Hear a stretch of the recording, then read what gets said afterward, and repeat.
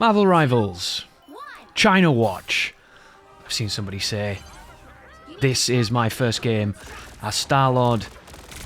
Somebody told me to try him out because he is a running and gunning kind of character, and I like to put the dot on the bad men and shoot them as best as I can.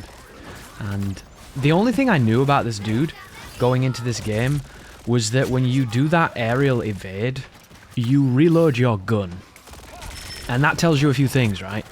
It tells you that not only do you have the ability to be quite mobile and difficult to hit in a game that is quite technical and mechanical when it comes to shooting, but you get 3 bursts of really good damage if you can shoot people. And this particular level here, I'm a big fan of the convoy levels. I think they're the best levels in the game, and I'm almost certain that that type of stuff came from Overwatch, which is no surprise, it is such a good game mode as it is. But on these ones, you feel like you can be a real menace and do a lot of good. Whereas on the Domination and on some of the other ones, there are times where it can be very difficult to understand the flow of the game, whereas this one resonates quite well with me. And playing a new character on any mode like this is always going to be interesting, especially with the game's matchmaking. But I'm going to make a huge mistake with this guy, which you're probably seeing already if you know what you're doing. One of the things I'd not quite established when I was first playing is range.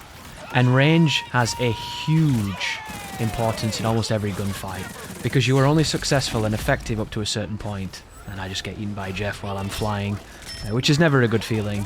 And I really hope that they change that. And here's the thing, right guys, I do want some nerfs in this game, even though we probably won't see them. But I don't want them to make things terrible, because I like the fact that all the characters seem really good and really fun, and some seem obscenely strong. You know, I want them to adjust them, but keep them good. And for Jeff, I'd just like for it to maybe have a slower activation, or have some better counterplay so that we know it's there, and we can get out of it a little easier, you know, because it's such a useful tool at winning games, and it doesn't really feel like they have to earn it, which is the problem that I have the most with it. You shouldn't just press a button and fucking win, and it seems like this Overwatch style game has a lot of that.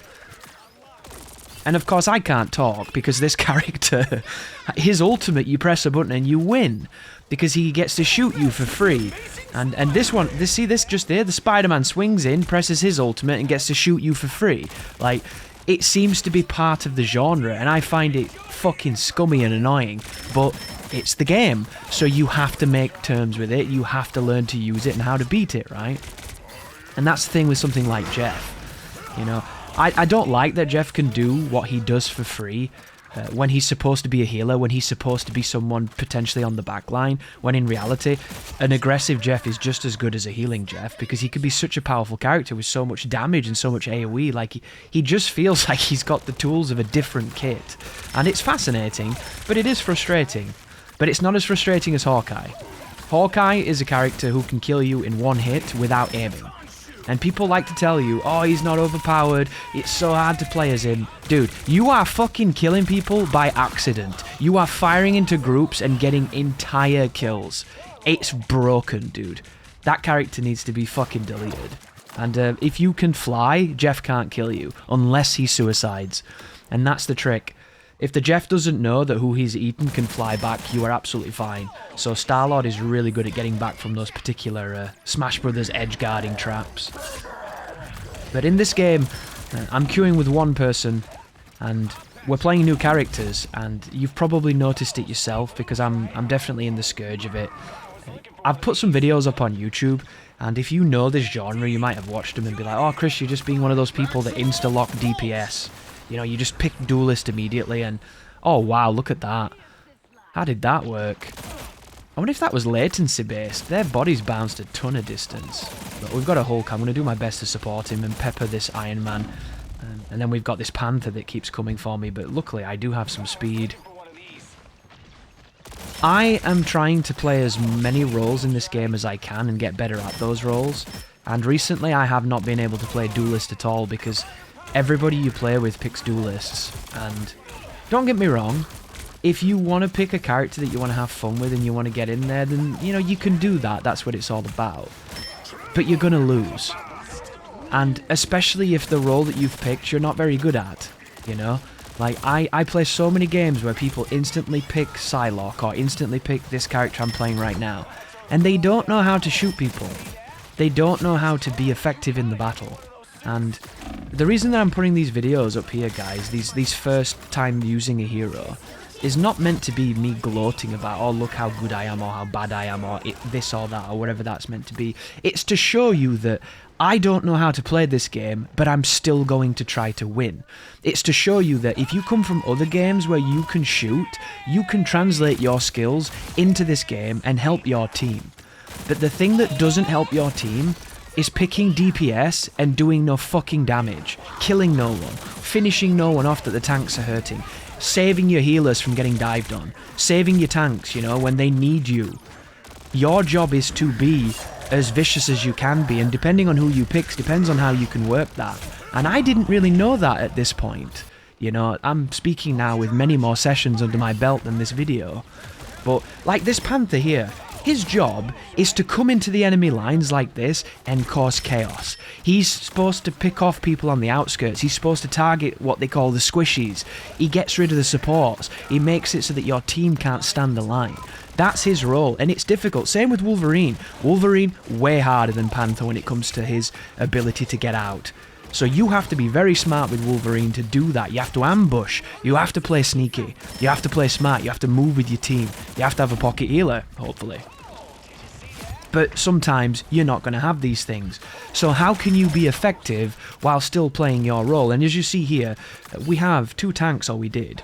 We got the Hulk, we got Groot, and we got a Rocket that's healing. Right now, for a random team, this is as good as it gets, because you're usually 5 fucking duelists and 1 healer that they complain about. And then if we look at this Wolverine is just, like, rushing us straight up, which is not a good idea. Like, you have to be against some really low ability players to make that work. And that's not to say that this team is low ability, because they're doing pretty well. As I get rocked by... What did he do then? Did you just hit me with the splash? Iron Man. If you don't look up in the sky, guys, you don't notice he's there. And that's another one of those characters that can cause a lot of chaos if you're not paying attention, if you just get lost in all the madness. They have, what, 2 tanks? They got Iron Man, they got the Panther. And here we go, I'm going in with the ult, hopefully trying to put some damage on the door. But, as I was saying, guys, I would love to insta-lock DPS and help the team. But I learned really quickly that having all this damage without any of the supporting roles does not win. It does not lead to a team that's going to necessarily be successful, you know? And I haven't played Star-Lord since this game, which is a shame, because I've only got like 11 minutes on him, and I think he's an amazing character. But if everybody else is picking guns, you can't jump on that bandwagon because you're just going to be sitting ducks. And we've bumped into teams that run three tanks and 3 healers. Like, you better be good on DPS to get rid of those people, you know? You better be Punisher and hitting your shots and putting that shotgun on and using that turret and getting that ult. You know, you better be Psylocke hitting them from the side and from the back and doing the combos and things. But, can we all be honest? They're not like that, are they? The people that you play with in this game seem to be some of the worst people you've ever played with in your life, and the enemies seem to all have, like, fucking 6-man Discord stacks. It's... It feels really brutal at times. It feels like it's designed for you to lose, and I'm not even playing competitive. And the funny thing is I've watched a decent amount of competitive in this game, and it looks easier than quick play. Because a lot of people are actually at those lower ranks, and they're not as high ability as some of the people you run into, or at least as capable of. And these gameplays you're watching here are every team where we had a good contest, but they weren't the fucking killers and the wolves that you then get sacrificed to when you do really well. And this is interesting, because I need to get better at reacting to that bell. That guy can't take us anywhere though, and I always try and kill him, but he's so difficult to hit when he's in the ground. There is one move on my kit you might have noticed I'm not using as Star-Lord, and you might wonder why. It is the E ability where he spins around and it kind of shoots a bunch of people for him. I despise those kind of moves. I think that they are the epitome of what video games shouldn't fucking do. And you can always spot a scrubby Star-Lord because he just flies into the middle and presses that because he can't aim. And I can't aim either, but at least I fucking try, you know? That move is meant to be finishing off groups, it's meant to put pressure on people, it's meant to be done from high above as you fall down. And that's not how people use it.